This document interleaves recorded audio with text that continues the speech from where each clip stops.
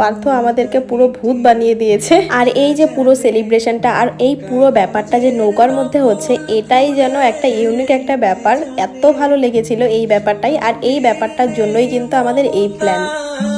যেখানে জীবনের চটক খুঁজে সরল সুখী। এখন সবাইকে কেক খাওয়ানো হচ্ছে, আমাকেও খাওয়াচ্ছে। আর এই দিকে দেখো আমার বেস্টি কি সুন্দর বেস্টির বরকে কেক খাওয়াচ্ছে। ও তো ভীষণ হ্যাপি ছিল, অ্যাকচুয়ালি সবাই অনেক হ্যাপি ছিল। আর এদিকে বিট্টু ভাইয়ের খাওয়ার স্টাইলটা তোমরা জাস্ট একবার দেখো। আর এইদিকে আমাদের লক্ষ্মী রানী কি সুন্দর খাওয়াচ্ছে পার্থকে কেক।